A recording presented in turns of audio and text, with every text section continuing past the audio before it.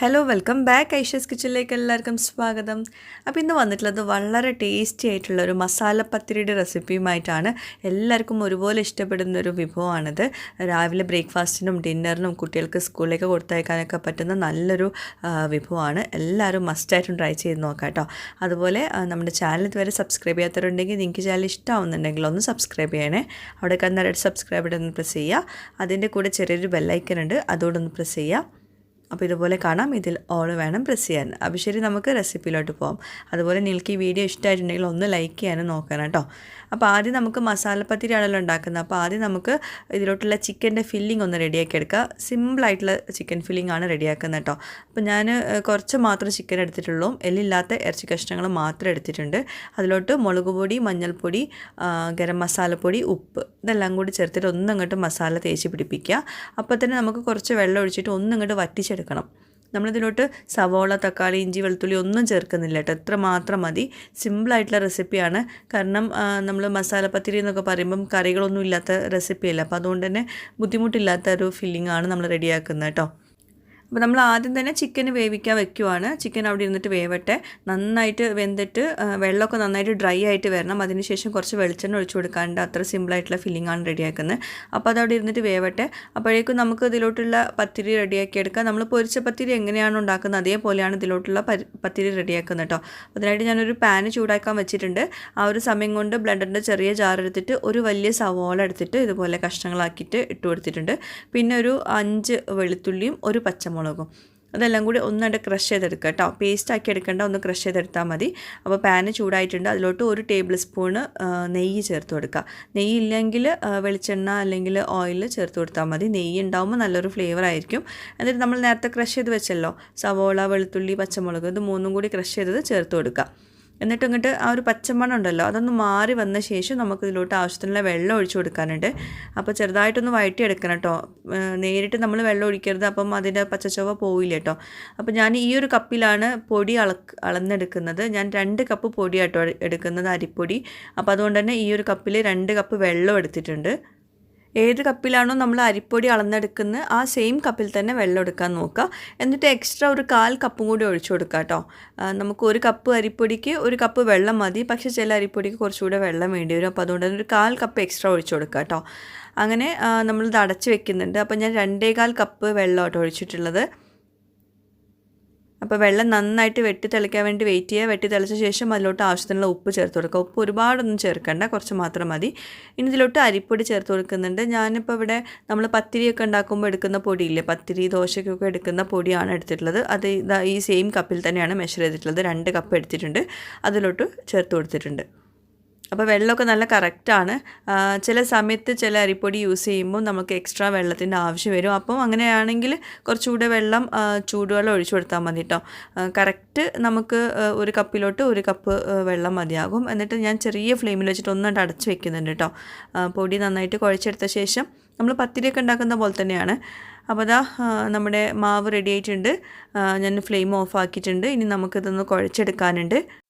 ഇനി ഈ മാവിലോട്ട് വേറൊരു സംഭവം കൂടിയുണ്ട്. നമ്മൾ പൊരിച്ച പത്തിരിയിലോട്ടൊക്കെ ചേർക്കുന്ന പോലെ ഒരു 1/2 കപ്പ് തേങ്ങ ചെരുവിയതും ഒരു ടീസ്പൂണ് ചെറിയ ജീരകം കൂടി ചേർത്തിട്ട് നന്നായിട്ടൊന്ന് ക്രഷ് ചെയ്തെടുക്കുന്നുണ്ട്. നന്നായിട്ട് ക്രഷ് ചെയ്യണം കേട്ടോ. അപ്പോഴേക്കും നമ്മുടെ ചിക്കൻ അവിടെ നല്ലോണം ഡ്രൈ ആയിട്ടുണ്ട് കേട്ടോ. വെള്ളമൊക്കെ നന്നായിട്ട് വറ്റിയിട്ടുണ്ട്. ഇതിലോട്ട് 1 ടേബിൾ സ്പൂണ് വെളിച്ചെണ്ണ ഒഴിച്ചു കൊടുത്തിട്ട് ഒന്നുകൊണ്ട് മിക്സ് ചെയ്തെടുക്കുന്നുണ്ട്. നല്ലൊരു ഫ്ലേവർ ആയിരിക്കും ഇങ്ങനെ ചെയ്യുമ്പോൾ. അപ്പോൾ അതാ നമ്മളെ ചിക്കന് വറ്റിച്ചിട്ട് ഫ്രൈ ആക്കി എടുത്തിട്ടുണ്ട്. അപ്പോൾ ചിക്കൻ ഒന്ന് ചെറുതായിട്ടൊന്ന് ചൂടാറിക്കോട്ടെ. അപ്പോഴേക്കും നമുക്ക് മാവ് ഒന്ന് റെഡിയാക്കി എടുക്കാം. ഈ മാവിൻ്റെ കൂടെ നമ്മൾ നേരത്തെ തേങ്ങയും ജീരകവും കൂടി നമ്മൾ ചതച്ചെടുത്തല്ലോ, അതും കൂടി ചേർക്കാനുണ്ട്. അപ്പോൾ ആദ്യം നമുക്ക് മാവ് ഒന്ന് ചെറുതായിട്ടൊന്ന് കുഴച്ചെടുക്കുക. അതിനുശേഷം നമുക്ക് തേങ്ങയും ജീരകവും കൂടി ചതച്ചെടുത്ത് ചേർത്ത് കൊടുക്കുക. പിന്നെ പത്തിരിക്കൊക്കെ നമ്മൾ മാവ് കുഴച്ചെടുക്കുന്ന പോലെ ഒരുപാട് സോഫ്റ്റ് ആവാൻ വേണ്ടിയിട്ട് കുഴച്ചെടുക്കുന്നതിൻ്റെ ആവശ്യമൊന്നുമില്ല. ഒന്നെല്ലാം കൂടി ഉണ്ട് കമ്പൈനായിട്ട് വന്നാൽ മതി കേട്ടോ. പിന്നെ ചൂടോട് കൂടിയിട്ട് തന്നെ നമ്മളിത് കുഴച്ചെടുക്കണം. ചൂടാറിയിട്ട് കുഴച്ചെടുക്കാമെന്നുണ്ടെങ്കിൽ കട്ട പിടിച്ച് പോവും. പിന്നെ ഞാൻ കുറച്ച് കരിഞ്ജീരകം കൂടി ചേർക്കുന്നുണ്ട്. നല്ലൊരു ഫ്ലേവർ ആയിരിക്കും, കാണാനും നല്ല ഭംഗി ഉണ്ടാവും. അപ്പോൾ എല്ലാം കൂടി നന്നായിട്ട് കുഴച്ചെടുത്തു. ഞാൻ സിൽക്കൻ്റെ ഒരു മാറ്റിൽ വെച്ചിട്ടായിരുന്നു കുഴച്ചത്. അപ്പം അതിൽ ശരിയാവുന്നില്ല കുഴച്ചിട്ട്. അപ്പോൾ വേറൊരു പാത്രത്തിൽ വെച്ചിട്ട് തന്നെ കുഴച്ചെടുത്തു. പത്തിരിയുടെ മാവ് കുഴക്കുന്ന പോലെ ഒരുപാട് സോഫ്റ്റാക്കി കുഴക്കൊന്നും വേണ്ട, എന്നാലും നന്നായിട്ട് കുഴച്ചെടുക്കും വേണം കേട്ടോ. അല്ലെങ്കിൽ നമുക്ക് പരത്തിയാൽ ശരിയാവില്ല. അപ്പോൾ ദാ ഇതുപോലെ നന്നായിട്ട് കുഴച്ചെടുത്തിട്ടുണ്ട്. ഇത് നമ്മളെ പൊരിച്ച പത്തിരിയുടെ മാവാട്ടോ. ഇനി നമ്മൾ പൊരിച്ച പത്തിരിയിൽ നിന്നും ഈ ഒരു മസാല പത്തിരി ഡിഫറെൻ്റ് ആക്കുന്നത് അതിൻ്റെ അകത്തുള്ള ഫില്ലിങ് വെച്ചിട്ടാണ്. അപ്പോൾ ദാ ആ ഫില്ലിങ് ചിക്കൻ ഫില്ലിങ്ങിന് പകരം നിങ്ങൾക്ക് ഉരുളക്കിഴങ്ങ് വെച്ചിട്ടുള്ള ഫില്ലിങ്ങൊക്കെ റെഡിയാക്കി എടുക്കാം കേട്ടോ. നമ്മൾ സമൂസയിലേക്കൊക്കെ ഉണ്ടാക്കുന്ന പോലെ അങ്ങനെ ഫില്ലിങ് റെഡിയാക്കി വെക്കുക. പക്ഷേ നല്ല എന്താ പറയുക, ഡ്രൈ ആയിട്ടുള്ള ഫില്ലിങ് ആയിരിക്കണം, വല്ലാണ്ട് ഗ്രേവി ആയിട്ടുള്ള ഫില്ലിങ് പാടില്ല. അപ്പോൾ ഞാൻ വലിയൊരു മാവ് എടുത്തിട്ട് ഇതുപോലെ നന്നായിട്ടൊന്ന് പരത്തിയെടുക്കുകയാണ്. നമുക്കിതിങ്ങനെ കട്ട് ചെയ്തെടുക്കണമല്ലോ റൗണ്ടിൽ. അപ്പോൾ അതുകൊണ്ട് വലിയൊരു മാവ് എടുത്തിട്ട് ഇതുപോലെ നന്നായിട്ടൊന്ന് പരത്തിയെടുക്കുക. പിന്നെ ഇങ്ങനെ പരത്തുമ്പം ഭയങ്കര തിന്നാക്കിയിട്ട് പരത്തരുത്, അത്യാവശ്യം കട്ടി വേണം. നമ്മളെ പൊരിച്ച പത്തിരീൻ്റെ ആ ഒരു കട്ടി തന്നെ എടുക്കണം കേട്ടോ. അപ്പോൾ നമ്മുടെ ചിക്കൻ അവിടെ നമ്മൾ വേവിച്ച് വെച്ചത് ചൂടാറിയിട്ടുണ്ട്. ഒന്നായിട്ട് ക്രഷ് ചെയ്തെടുക്കുക. അത് എല്ലില്ലാത്ത പീസ് ആയതുകൊണ്ട് പെട്ടെന്ന് നമുക്ക് ഇങ്ങനെ ക്രഷ് ചെയ്തെടുക്കാം. എല്ലുള്ള പീസാണെങ്കിൽ അത് എല്ല് സെപ്പറേറ്റ് ചെയ്തിട്ട് വേണം ഇങ്ങനെ ക്രഷ് ചെയ്തെടുക്കാൻ കേട്ടോ. അപ്പോൾ അത് ഈ ഒരു പരുവത്തിലാണ് വേണ്ടത്. ഇനി നമുക്കിത് മാറ്റി വയ്ക്കാം. നമുക്ക് പത്തിരി ഒന്ന് കട്ട് ചെയ്തെടുക്കാം. നമ്മൾ നേരത്തെ പരത്തി വെച്ചിട്ടുണ്ടല്ലോ, അത് വെച്ചിട്ട് ഒന്ന് പത്തിരി കട്ട് ചെയ്തെടുക്കുക. ഇതുപോലെ ഒരു സ്റ്റീലിൻ്റെ ഗ്ലാസ്സോ അല്ലെങ്കിൽ ഇതുപോലത്തെ ഒരു അടപ്പോ എന്തെങ്കിലുമൊക്കെ എടുത്താൽ മതി. എന്നിട്ട് ഇങ്ങനെ റൗണ്ടിൽ കട്ട് ചെയ്തെടുക്കുക.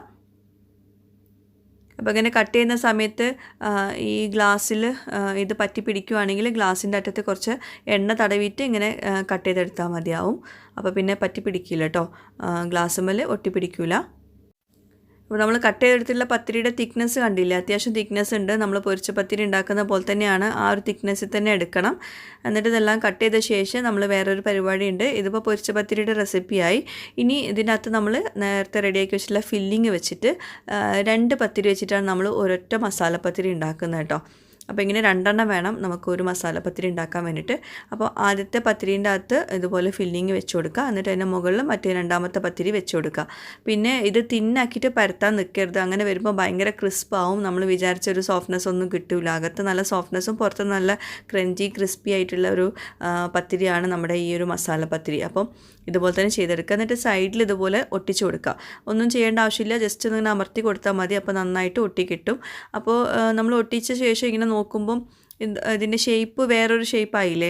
അപ്പോൾ അതുകൊണ്ട് തന്നെ നമുക്ക് ഒന്നുകൂടെ ഇതിങ്ങനെ തന്നെ വെച്ചിട്ട് ഒന്ന് ഗ്ലാസ്, അന്ന് നേരത്തെ എടുത്ത ഗ്ലാസ് ഉണ്ടല്ലോ, സെയിം ഗ്ലാസ് വെച്ചിട്ട് ഒന്നുകൂടെ കട്ട് ചെയ്തെടുക്കുക. അപ്പോൾ നല്ല ഷേപ്പിൽ കിട്ടും. ഇനി അഥവാ നിങ്ങൾക്ക് കട്ട് ചെയ്യാൻ ബുദ്ധിമുട്ടാണെങ്കിൽ ഇങ്ങനെ തന്നെ പൊരിച്ചെടുക്കുക, അതൊന്നും പ്രശ്നമില്ല കേട്ടോ. അപ്പോൾ നമ്മുടെ സാധാ പൊരിച്ച പത്തിരിൻ്റെ ലുക്കായിരിക്കും, പക്ഷേ കഴിച്ച് നോക്കുമ്പോൾ അതിനകത്ത് ഫില്ലിംഗ് ഉണ്ടാവും.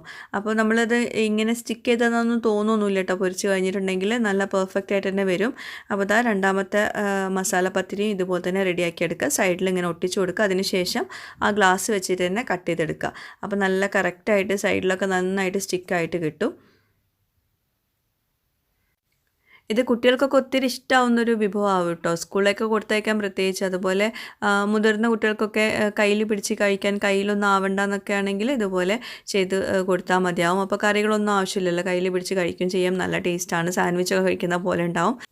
അപ്പോൾ ഇനി നമുക്കിത് പൊരിച്ചെടുക്കാം. ഇത് പൊരിച്ചെടുക്കുമ്പം ശ്രദ്ധിക്കേണ്ട ഒരു കാര്യം, അത്യാവശ്യം എണ്ണയിൽ തന്നെ പൊരിച്ചെടുക്കണം. 2 സൈഡും നന്നായിട്ട് എണ്ണയിൽ ഡിപ്പാവുന്ന രീതിയിൽ ഫ്രൈ ആക്കി എടുക്കണം. അതുപോലെ എണ്ണ നല്ലോണം ചൂടുണ്ടായിരിക്കണം. നല്ല ചൂടുള്ള സമയത്ത് ഇതുപോലെ ഇട്ട് കൊടുക്കുക. എന്നിട്ട് പിന്നെ ഒരു മീഡിയം ഫ്ലെയിമിൽ വെച്ചിട്ട് ഫ്രൈ ആക്കി എടുക്കുക. കണ്ടിന്യൂസ് ആയിട്ട് ഹൈ ഫ്ലെയിമിൽ ഇട്ടിട്ട് ഫ്രൈ ആക്കരുത് കേട്ടോ. അപ്പോൾ ഇതിൻ്റെ കളറ് പെട്ടെന്ന് മാറും, അകത്ത് കുക്കായി കിട്ടൂല. അപ്പോൾ 2 സൈഡിലും നമ്മുടെ പത്തിരി അത്യാവശ്യം തിക്നെസ്സിൽ ഉള്ളത് കൊണ്ട് തന്നെ ഇടുന്ന സമയത്ത് നല്ല ചൂടുണ്ടായിരിക്കും. എന്നിട്ട് പിന്നെ മീഡിയം ഫ്ലെയിമിൽ വെച്ചിട്ട് വേണം ഇത് ഫ്രൈ ആക്കി എടുക്കാൻ കേട്ടോ. അപ്പോൾ ഇതിൻ്റെ കളർ തന്നെ ഇങ്ങനെ മാറി വരും. കുറച്ചധികം സമയം എടുത്തിട്ട് വേണം 2 വശവും തിരിച്ചു മറിച്ചൊക്കെ ഇട്ടിട്ട് ഫ്രൈ ആക്കി എടുക്കാൻ വേണ്ടിയിട്ട്. അപ്പോൾ ഒരു ഇതുപോലെ നമ്മൾ ഫ്രൈ ആക്കുകയാണെങ്കിൽ ഒരു 5 പത്തിരി ഒരുമിച്ച് നമുക്കിതുപോലെ ഫ്രൈ ആക്കി എടുക്കാം കേട്ടോ. അപ്പോൾ തിരിച്ചു മറിച്ചൊക്കെ ഇട്ടിട്ട് ഫ്രൈ ആക്കി എടുത്തിട്ടുണ്ട്. അതിൻ്റെ കളർ കണ്ടോ, മാറി വരുന്നുണ്ട്, ഒരു ബ്രൗൺ കളറിൽ വരുന്നുണ്ട്. അപ്പോൾ അതൊന്ന് ശ്രദ്ധിക്കുക. ഹൈ ഫ്ലെയിമിൽ ഇട്ടിട്ട് ഫ്രൈ ആക്കരുത്. വീണ്ടും വീണ്ടും പറയാൻ കാരണം, ഫ്രൈ ആക്കിയിട്ടുണ്ടെങ്കിൽ അകത്ത് കുക്കായി കിട്ടൂല കേട്ടോ. അപ്പോൾ ഇതാ എണ്ണ ഒട്ടും കുടിക്കൂല കേട്ടോ. കാണുമ്പോൾ തന്നെ നിങ്ങൾക്ക് മനസ്സിലാവും നല്ലോണം ഡ്രൈ ആയിട്ടാണ് കിടക്കുന്നത്. എണ്ണ ഒട്ടും കുടിക്കാത്തൊരു റെസിപ്പിയാണത്. അപ്പോൾ ഇതാ നമ്മുടെ മസാല പത്തിരി. പൊരിച്ച പത്തിരി ഉണ്ടാക്കുന്ന പോലെ തന്നെയാണ് അതിനകത്ത് ഫില്ലിങ് വെക്കുന്നതെന്നുള്ളൂ. അപ്പോൾ അതുപോലെ നല്ല ഹൈ ഫ്ലെയിമിൽ വെച്ചിട്ട് വേണം നമുക്ക് ഇത് ഇട്ട് കൊടുക്കാൻ വേണ്ടിയിട്ട്. പിന്നെ ഒരു മീഡിയം ഫ്ലെയിമിൽ വെച്ചിട്ട് വേണം കുക്ക് ചെയ്തെടുക്കാൻ വേണ്ടിയിട്ട്. അപ്പോൾ നല്ല സിമ്പിളല്ല റെസിപ്പി. അതുപോലെ വൈകുന്നേരം സ്നാക്കിനൊക്കെ ഉണ്ടാക്കാൻ പറ്റുന്ന നല്ലൊരു ഐറ്റമാണ്. പിന്നെ ചിക്കൻ കറിയിൽ ചിക്കനൊക്കെ ഉണ്ടെങ്കിൽ അങ്ങനെ വെച്ചിട്ട് നിങ്ങൾക്ക് ഉണ്ടാക്കാം കേട്ടോ. നമ്മൾ ഏത് ഫില്ലിംഗ് ആണെങ്കിലും അത് ഭയങ്കര എന്താ പറയുക, വെള്ളം ഉള്ള ഫില്ലിംഗ് ആവരുതെന്നുള്ളൂ. കുറച്ച് ഡ്രൈ ആയിട്ടുള്ള ഫില്ലിംഗ് ആണ് ഇതിൻ്റെ അകത്ത് വെച്ച് കൊടുക്കേണ്ടത്. അപ്പോൾ പൊരിച്ച പത്തിരിയൊക്കെ ഇഷ്ടമുള്ളവർ അതുപോലെ ഗസ്റ്റൊക്കെ വീട്ടിൽ വരുന്നുണ്ടെങ്കിൽ ഒരു വെറൈറ്റി ആയിട്ട് ഇതുപോലെയൊക്കെ ഒന്ന് ട്രൈ ചെയ്ത് നോക്കുക. എന്തായാലും എല്ലാവർക്കും ഇഷ്ടമാവും. അതിൻ്റെ ഒരു ടെക്സ്ചർ കണ്ടാൽ തന്നെ മനസ്സിലാവും. പുറമേ നല്ല ക്രിസ്പി ക്രഞ്ചിയാണ്. ഞാൻ കാണിച്ചു തരാം. ഇങ്ങനെ അമർത്തുമ്പോൾ തന്നെ മനസ്സിലാവുന്നുണ്ടാവും. പക്ഷേ അകത്ത് നല്ല സോഫ്റ്റാണ്. കട്ട് ചെയ്ത് കാണിച്ചു തരാം കേട്ടോ. അപ്പോൾ ഇങ്ങനെ പുറമേ നിന്ന് നോക്കുമ്പോൾ ഇതിനകത്ത് ഫില്ലിംഗ് ഉള്ള പോലൊന്നും തോന്നില്ല. സാധാരണ ഒരു പൊരിച്ച പത്തിരി ലുക്ക് തന്നെയാണ്, അല്ലെങ്കിൽ നെയ്പത്തിരി ലുക്കാണ്. പക്ഷേ ഇതിനകത്ത് ഇതുപോലെ ഇരിക്കും. അകത്ത് നല്ല സോഫ്റ്റാണ്. അപ്പോൾ വ്യത്യസ്തമായിട്ടുള്ളൊരു വിഭവമാണ്. എല്ലാവർക്കും ഇഷ്ടമാവുന്നൊരു വിഭവമാവും. എന്തായാലും ട്രൈ ചെയ്ത് നോക്കുക. എന്നിട്ട് എനിക്ക് ഫീഡ്ബാക്സും എഴുതി അറിയിക്കണം. അപ്പോൾ പുതിയൊരു വീഡിയോയുമായിട്ടും വ്ളോഗുമായിട്ടൊക്കെ വരുന്നവരേക്കും ബൈ. താങ്ക്